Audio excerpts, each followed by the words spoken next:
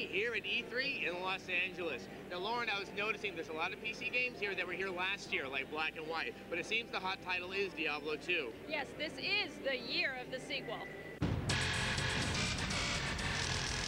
Diablo 2 is a role-playing game. Deus Ex is a first-person perspective, real-time 3D role-playing game. The Sims is basically a real-time strategy game that occurs in the home. Vampire the Masquerade is a 3D third-person RPG. Right, Asheron's Call is a massive multiplayer online RPG. Team Fortress 2 is a social multiplayer action game.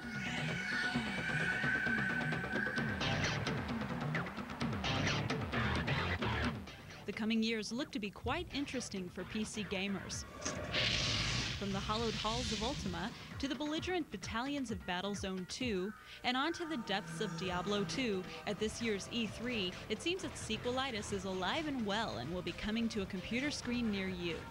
I think the way that I account for the number of sequels at this year's E3 is that someone's accounting for them. You know, I mean, it's an accounting maneuver. I think there are always going to be lots of sequels, and that way we're kind of mimicking Hollywood a little bit. One of the games we've seen at Computer Gamer World that's really struck us is Oni. It's by Bungie Software, and it's a third-person perspective title, which means you're viewing the action from over the primary character's shoulder, and you're fighting against up to 4 or 5 other people at a time. It's like a multiplayer Quake, but Tomb Raider perspective. Vampire from Activision, you know, has caught a lot of people by surprise. Looks really beautiful, has a very gothic sort of feel. Another interesting game is the Star Trek Armada game, which is the first real-time strategy game set in the Star Trek universe. And even though to some degree it's a very formulaic, you know, RTS game, it has enough kind of cool innovations and the great Star Trek license, you know, to make it kind of stand out in my mind. LucasArts has their Star Wars games, and they both have splendid graphics. Gamers can look forward to the changing PC environment with some long-awaited new titles that are sure to have them running to the store for computer upgrades. 3D graphics is just here with us to stay. It's never going away, right?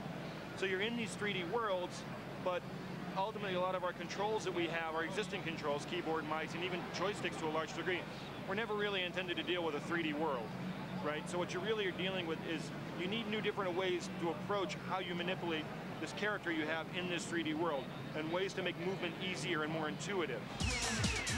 With all this flash, what's happening to content and gameplay? Since the level of graphic quality in games is universally high right now, the game manufacturers are having to really up their game content. I think in the RPG world, people won't tolerate a game that's all flash and no content. So I think when you see all these great RPGs coming out, they're really more content-driven than a lot of the trends that have come by in the past. So the RPG trend is also a content trend, which is great. And what can PC gamers expect from developers in the coming years? Online gaming is back. I think the biggest trend we're seeing right now is one that started a couple of years ago, but is really picking up steam, which is the online multiplayer gaming. Well, I think the #1 trend that I've seen at this year's E3 in PC gaming is just really the emergence of online-only games. You just didn't have this variety in terms of genres and also this quality in terms of graphics and sort of sophistication in online-only games prior to this year's E3. So I think that it really is a hallmark of what's to come. So it looks like PC gaming is heading steadfast into multiplayer and online gaming. Now, we're going to have more about multiplayer gaming later on in the show. Now, if you want to send us any comments or questions, drop us an email or a Vmail at GamespotTV@ZDTV.com. And if you don't have a netcam, that's okay. Join us in our chat next Tuesday. We'll be giving one away. Coming up on GameSpot TV's E3 special, we have Star Wars Episode 1 Racer in our E3 intro pick. And we look to the future of PC gaming as we explore the state of online and multiplayer titles.